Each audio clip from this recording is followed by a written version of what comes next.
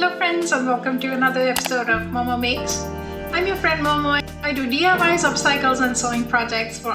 Today I'm in a very sparkly mood because it's the new year. Happy New Year to you. I hope this year brings you peace, love, joy and health. Today I'm making a very beautiful sparkly sequin coat. I'm starting out with what that I already have. I chose something that was very simple to make. No lapels, no buttons in the front. It's just a simple coat. You can execute this project with scarves. You can execute this project with old prom dresses that you might have, embellished dresses. We all have those dresses in our closets that we bought for a special event and we wore it a couple of times and then they're just hanging there and we don't know what to do with them. So I think upcycling them into a coat would be an amazing use of them. So let's get right into it.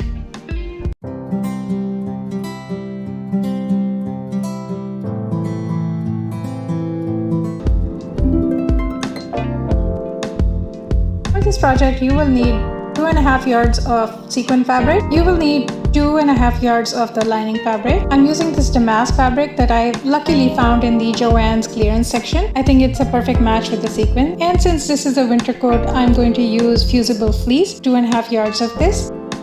So as usual, the trip started at Joann's. Again, I must admit that this project was not a planned project. It's one of those projects that you just pick up because you find the right fabric and you find the right materials to go with it.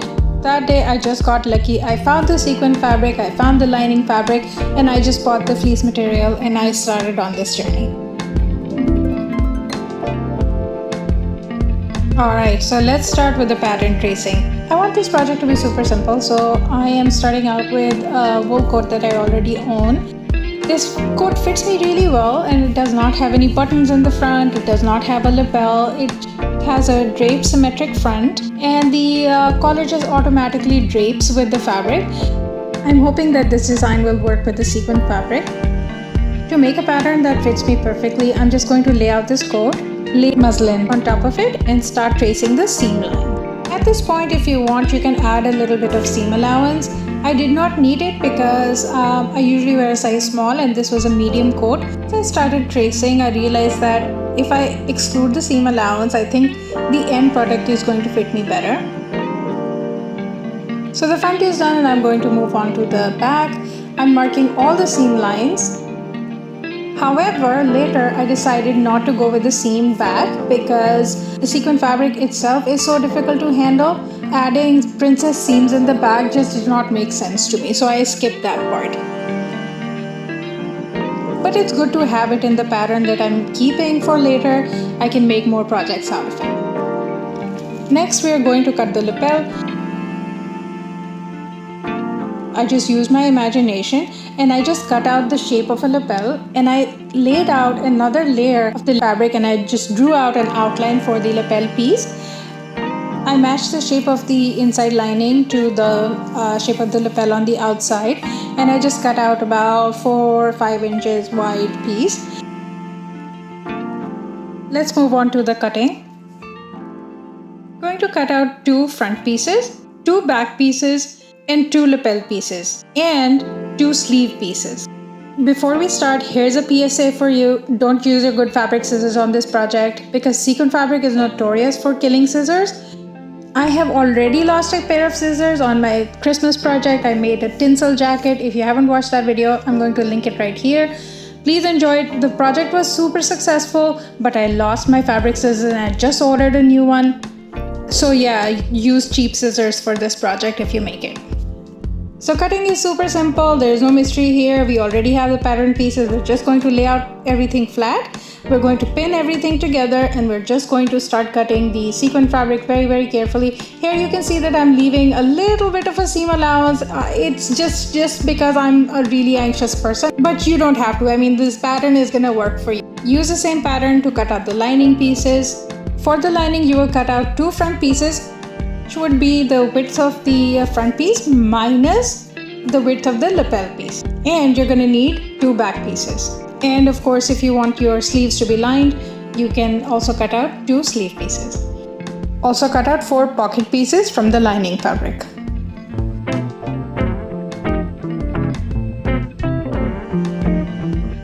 Okay, let's move on to the fleece.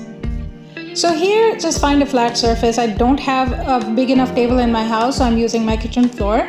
So I just laid out the fleece fabric with the glue side up, and I'm going to lay out the sequin fabric like the pieces of a puzzle. So maximize the use of the fleece as much as you can. Just lay out the pieces as best as you can, and then use a steam iron. Cover your sequins when you're steam ironing them, or you can pin the sequin pieces to the fleece, turn it upside down, and iron out the fleece instead. I'd use this method because I pre-tested my sequins, did not melt. Some sequins can have that problem, so before you start, cut a piece of your sequin fabric, do some experiments with the heat settings and the sewing machine settings before you begin. Once your fleece and the sequins cool down, just cut around the outlines and you're good to go. So I just finished ironing. So now I have all the pieces cut out and all the backings attached. So I have two back pieces. This is a back piece, this is a front piece, this is another front piece because it's large and it has the collar shape, and this is the back piece. These are sleeves. As you can see that the fleece is binded perfectly with the sequin. It's giving the sequin some body and it's really nice and soft. Now we're ready to start sewing. So we're going to start with making the lapel. So what you're going to do here is that you're going to pin together the lapel piece to the front piece and attach the two pieces together, creating a corner shape, which will serve as the collar. And just notch the collar and turn it inside out, very careful. And then just go ahead and iron it out and your lapel piece is ready. Guys, I think you're doing great at this point, because this was supposed to be the most difficult part, because the collar is the most difficult part of making a coat. Moving on to the body and lining, there's no mystery here. This is simple assembly. All you have to do is you first stitch out the shoulders, then you stitch the sides. You're starting out with the front piece first. Just pin together everything and just bring it to your machine and sew down the sides and the shoulder pieces. Again, go really slow. Use a walking foot if you have it. And don't be intimidated. This is not that difficult. Once you're done constructing the body, move on to the sleeve. We are going to close the sleeves first, and then we are going to move on to the lining piece. The lining pieces are pretty simple. We're going to close the sleeves first, and then we're going to move on to the body. So we're going to attach the shoulders first and then the side of the inside lining. We're going to attach the lining sleeve to the lining bodice piece and we're good to go. The damask fabric that I used for this project frayed pretty badly, so I had to serge all the seams. If you don't have a serger, don't worry about it. You can use a zigzag stitch to just give some strength to all your seams. Since this is the lining and it is going to be close to your body, so the pressure points should be secured.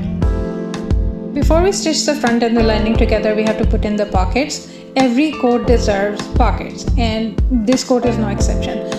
Creating the pockets is a very simple process. It has two steps. First, you match the flat edge of one half of your pocket fabric along the side of the open seam with the right side facing together and pin them first, and then stitch this down. The second step is that you pin together the two pocket pieces and sew them, creating the pocket cavity. So if you turn your garment inside out now, you will be able to see the seam lays flat and you are able to insert your hand into the pocket cavity. Once we attach the lining, the pocket will be completely hidden inside of the lining. We are now ready for our first test fitting. I think it's looking pretty good. There's some adjustments that I need to make. I need to make the armhole a little bigger, and I need to take in the seams by about half an inch in the back, so to create a nice shape. And that's pretty much it. I think it's turning out to be a beautiful coat. Attaching the lining is pretty straightforward. You just lay the two pieces together right side facing, you pin everything together and just sew it down and just turn it inside out. Now we are approaching the most difficult part of this project, which is finishing the bottom hem. Before we finish the hem, I decided to add a 6-inch rainbow ribbon that I already had from last summer at the bottom edge of the lining to give my coat some character.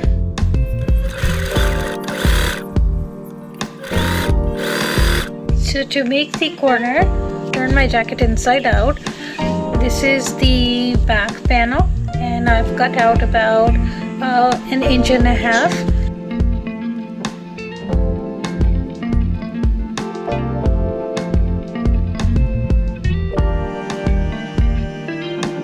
This is where the magic happens. Making a slant. I will just keep on going, just like that.